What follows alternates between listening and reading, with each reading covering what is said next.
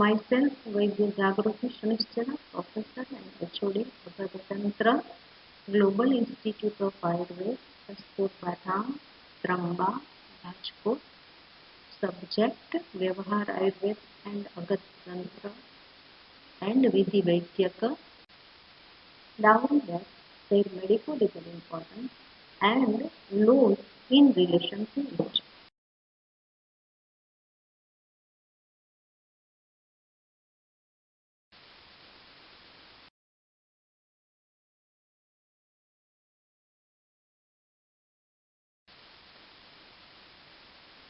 Now, today we will discuss part 2. In part 1, topics: what is dowry, what is dowry debt, legal duties of a physician in case of dowry, legal aspects of dowry debt, already discussed.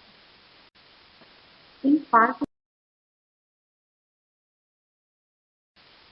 today, we will discuss IPC for cruelty 498A, Section 113A and B, Indian Evidence Act, 174T, Criminal Procedure Code, and Domestic Violence Act 2005. Section 498A Indian penal code क्या बोलती है और वो किस बात के लिए है? तो वो क्रूअलिटी के लिए है. क्रूअलिटी मतलब अत्याचार, और क्रूअलिटी की डेफिनेशन बोलते हुए कहा गया है कि cruelty has been defined as any wilful conduct which drives the woman to commit suicide or grave mental or physical injury to her or harassment of the woman with a view to force her for dowry. मतलब कि dowry की demand के अनुसंधान में जो female उस घर में आई है ब्याह करके, शादी करके, उसे डावरी की डिमांड के लिए उसके हस्बैंड या उसके हस्बैंड के रिलेटिव्स के द्वारा मारा जाता है, सताया जाता है, physical, mental, verbal, emotional, sexual harass किया जाता है, उस सब का नाम है क्रूअलिटी, मतलब अत्याचार. Whoever being the husband or the relatives of the husband of the woman subjects such woman to cruelty. और अगर ये प्रूव हो गया कि इस फीमेल के साथ इसके ससुराल वाले ने क्रूअलिटी की है, तो वो गुनाह साबित हो गया, तो उस ससुराल वाले को जो जिम्मेदार है उसको एक टर्म से लेके 3 इयर्स तक की जेल भी हो सकती है और उसके साथ रुपीज में फाइन भी देना पड़ता है. मतलब क्रूअलिटी मतलब अत्याचार, और अत्याचार जिसके के लिए 498A IPC लागू की जाती है और वो प्रूव होता है तो पनिशमेंट और फाइन दोनों होता है. Section 113A and B Indian evidence act क्या बोलता है? वो जो इंडियन एविडेंस एक्ट है वो प्रिजम्पशन का है. प्रिजम्पशन किसका? तो बोले कि डावरी का. मतलब डावरी का केस है ऐसा अनुमान करके जो चलते हैं ना, उसमें section 113A and 113B Indian evidence act आता है. तो ये क्या कहता है कि it deals with presumption as to abetment of suicide by married woman and presumption as to dowry death. Presumption means an idea that is taken to be true on basis of probability. मतलब कि casualty duty में हमारे पास dowry death का case आता है और उस सिचुएशन उस और उसके रिलेटिव्स की हिस्ट्री वगैरह देख के हमें लगता है कि ये डावरी डेथ में जा रहा है, तो यहाँ हम सेक्शन 113A और B अनुमान के तौर पर लगा सकते हैं. Section 174C criminal procedure code किसके लिए है? तो ये प्रोसीजर इन डावरी डेथ की प्रोसीजर के लिए है. तो डावरी डेथ सुसाइड में सुसाइड भी हो सकता है, सस्पेक्टेड मर्डर भी हो सकता है, डेथ हो गया और रिलेटिव्स रिक्वेस्ट भी कर सकते हैं कि हमें डाउट है कि ये नेचुरल डेथ नहीं है, आप देखो, doubt of cause of death. और पुलिस कंसीडर, कभी कभी रिलेटिव को लगता है कि देखना पड़ेगा, कभी पुलिस को लगता है कि नेचुरल डेथ नहीं है, कभी वो डावरी डेथ के अनुसंधान में सुसाइड भी हो सकता है, कभी डावरी के अनुसंधान में मर्डर भी हो सकता है। तो उस सब बात में police has to inquire and report under 174(3) criminal procedure code. Domestic violence act क्या है? तो डोमेस्टिक वायलेंस को हम ऐसे घरेलू हिंसा के नाम पर बोल सकते हैं। उसका सीधा साधा अर्थ ये होता है कि घरेलू हिंसा। डोमेस्टिक मतलब घर के अंदर, वो फीमेल चाहे कोई भी फीमेल हो और घर वाले चाहे कोई भी घर वाले हो, अगर घर वाले से वहाँ रहने वाली फीमेल को परेशान किया जाता है, तो अगर वो कंप्लेन करती है तो वो डोमेस्टिक वायलेंस एक्ट के हिसाब से सब प्रोसीजर आगे होगा। The Protection of Women from Domestic Violence Act 2005 is an act of the Parliament of India enacted to protect women from।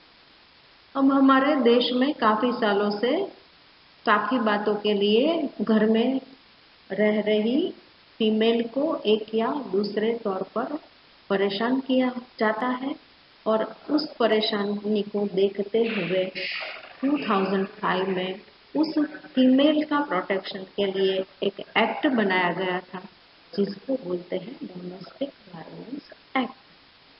It was brought into force by the Indian government and Ministry of Family and Child Development on 26 October 2006। ये है तो ministry of women and child development के अंदर और government के अंदर आता है, और इसको 26 अक्टूबर 2006 में लागू किया गया था।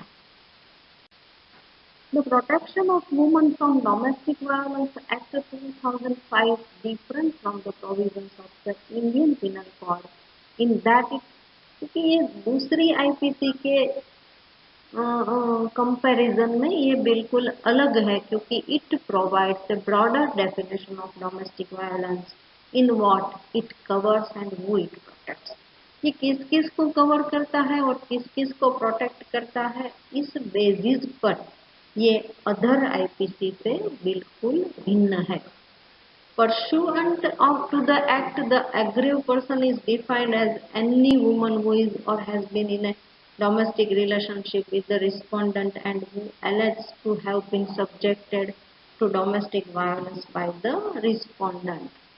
मतलब मैंने पहले ही आपको बोला कि भाई कोई भी फीमेल है, वो घर में रह रही है और जिम्मेदार पर्सन है वो उसे परेशान कर रहा है, और जिम्मेदार पर्सन के साथ की रिलेशनशिप में उसे परेशान कर रहा है, तो वहाँ ये एक्ट लागू होगा।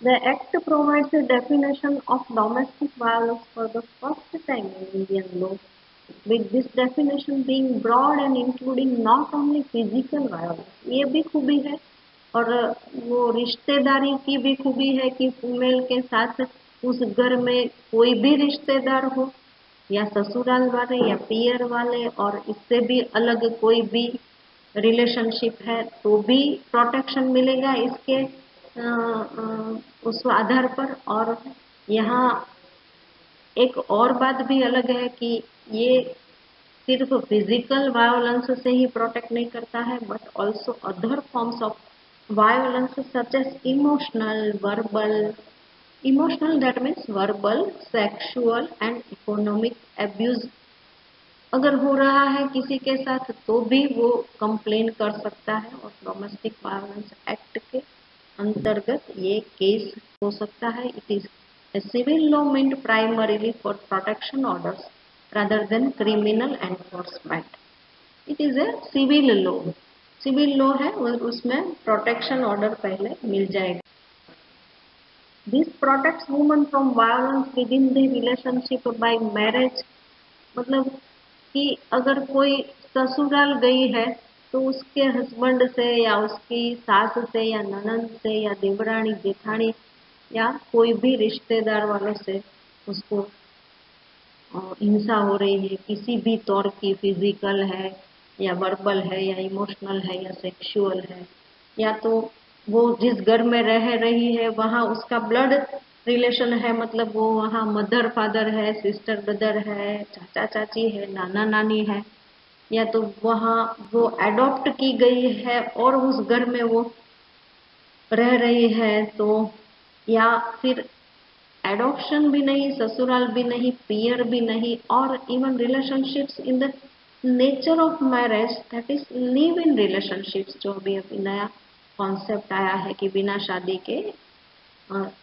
इकट्ठे रहो, तो वो भी लीगली इनवैलिड मैरिजेस, उसमें भी अगर फीमेल के साथ कुछ गलत होता है तो ये कंप्लेन कर सकती है और इस एक्ट के अंतर्गत उसका केस चल सकता है. So, in short, this law protects not only women from violence within their husband-wife relationships, but women living in the same home with people with whom they are in a domestic relationship with. मतलब यहाँ ससुराल वाले ऐसा focus नहीं है, पर domestic मतलब घर का प्रायोरिटी है, उस घर में उसके कोई भी रिश्तेदार हो चाहे, तो उसके साथ अगर ये बुरा हो रहा है तो ये एक्ट लागू हो सकता है. मतलब वो फीमेल कहीं भी रह रही है किसी भी रिश्तेदारी के साथ, वहाँ उसको इस नियम के अंतर्गत प्रोटेक्शन मिल सकता है. This act was considered to be the first piece of legislation to provide legal recognition and protection to relationships outside of marriage. ये पहला ऐसा लॉ है कि जिसके अंतर्गत मैरिज को छोड़कर बाकी की रिलेशनशिप को भी ध्यान में लिया. Domestic violence is defined by Section 3 of the Act as any act, omission, or commission or conduct of the respondent shall constitute domestic violence in case it harms or injures to endangers the healthy, safety, life, limb or well-being, whether mental or physical, of the aggrieved person, or tends to do so and includes causing physical abuse, sexual abuse, verbal and emotional abuse and economic abuse, or harass, harm, injures or endangers the aggrieved person to force her or any other person related to her to meet any unlawful demand for any dowry or other property or valuable security, has the effect of fattening of the aggrieved person or any person related to her by any conduct mentioned in case A and B, or otherwise injures or causes harm, whether physical or mental, to the aggrieved. In short, the Act includes and defines not only physical violence but also other form of violence such as emotional, that is verbal, sexual and economic abuse to the section chapter 1 preliminary. Thank you very much. Thank you.